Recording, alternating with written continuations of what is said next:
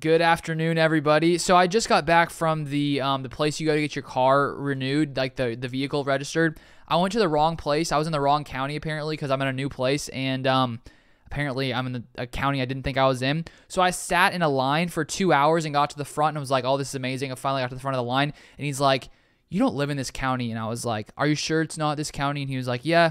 Sorry, you're gonna have to go to a different place." So I left there and I was just laughing to myself. I was like, wow, I just stood there for 2 hours for no reason. But that was funny. So now on to today's video. So the Packers are currently 16 days out from the start of the league year. The entire NFL is 16 days out from the start of the league year on March 16th. And of course, that means the Packers have to be under the salary cap. I'm not exactly sure what happens if they aren't. I don't know if there's some kind of penalty the NFL forces on them. But basically, they have to be under the salary cap by March 16th. So currently, at this moment, I've seen a few different numbers. They're all very similar. But according to overthecap.com, the Packers are $30.4 million over the salary cap. Of course, this past week, they reworked Kenny Clark's contract, Aaron Jones, and Bakhtiari's contract. They moved tons of money around, changed into some kind of signing bonuses, which freed up around $23 million by doing the things that they did with those 3 different contracts. So in the next 16 days, they still have about $30.4 million.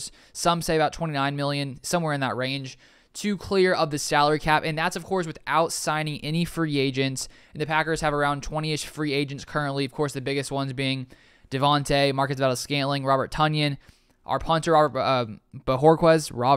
Corey Bojorquez, Devondre Campbell, Rasul Douglas, Chandon Sullivan, Kevin King. Those are some of the bigger names. And so we still have yet to see which people the Packers are going to sign, because I think it still does come down to first, what is Aaron Rodgers going to decide? Will he come back? Which I still think he's going to.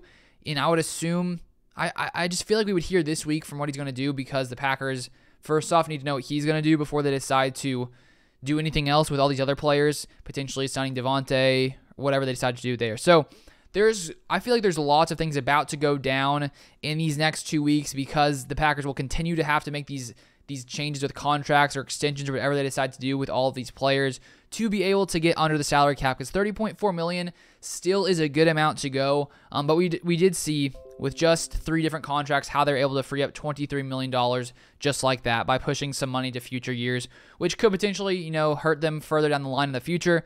But they are expecting the salary cap to go up a ton, I believe, like 2023, 2024.